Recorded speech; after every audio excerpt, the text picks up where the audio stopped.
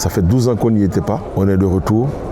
Alors il faut qu'on ait des pensées positives, beaucoup de solidarité. Et on a prouvé que quand le peuple ivoirien est uni, quand le peuple ivoirien est solidaire, on remporte des trophées. C'est ce qui s'est passé en 2024. Donc je compte sur cette même énergie positive pour nous accompagner. Moi, j'ai posé aussi la question aux joueurs. Eux, ils disaient en Oshi, on va Djanzin. Non, mais écoutez, si vous ont dit on va Djanzin, donc on va Djanzin. N'allez pas chercher autre chose.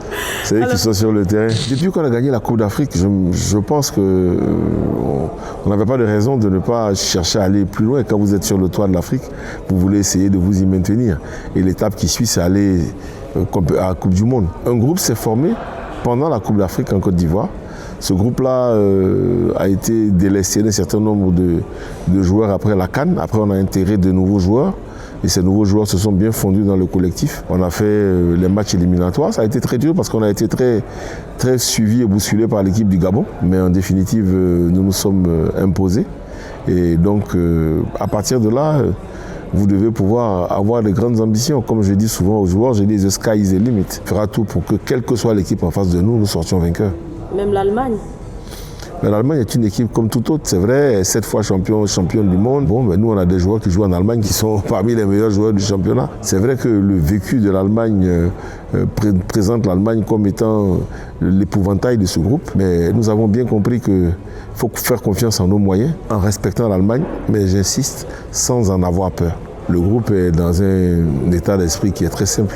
Se préparer le mieux possible, du mieux possible, pour faire la meilleure compétition possible. Et c'est dans cet esprit-là que nous sommes aujourd'hui et que nous mettons tout en œuvre pour être prêts le jour J.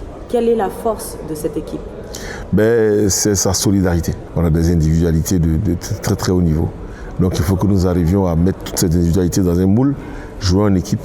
Et avec la solidarité, on est capable de faire de belles choses. Pour l'instant, je pense que nous avons pu faire face à toutes les contraintes. Donc, la plus grosse contrainte, c'était quoi ? C'est les visas. La plus grosse contrainte, c'était les visas. Parce que vous savez que les joueurs jouent dans leur club.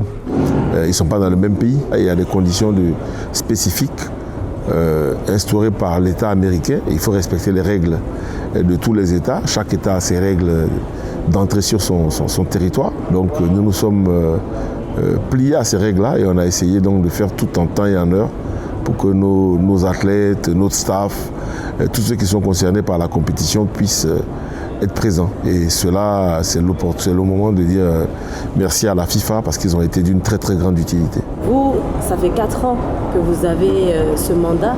Est-ce que vous aurez pu imaginer tout ça ? Honnêtement non. Mais par contre, ça faisait partie des objectifs que nous étions fixés. Si vous regardez mon projet de gouvernance, la Coupe du Monde était un objectif clairement affiché. La CAN aussi était un objectif clairement affiché. Ma dernière question, qu'aimeriez-vous qu'on retienne de cette équipe, quel que soit le résultat ? La première équipe à aller au second tour en Côte d'Ivoire, ça n'a jamais existé. Et l'équipe qui va le plus loin possible en Côte d'Ivoire. Voilà, le sky is the limit, qui ne se donne pas vraiment de limites parce qu'ils ont la qualité, ils ont le potentiel, ils ont les conditions à eux de faire le reste.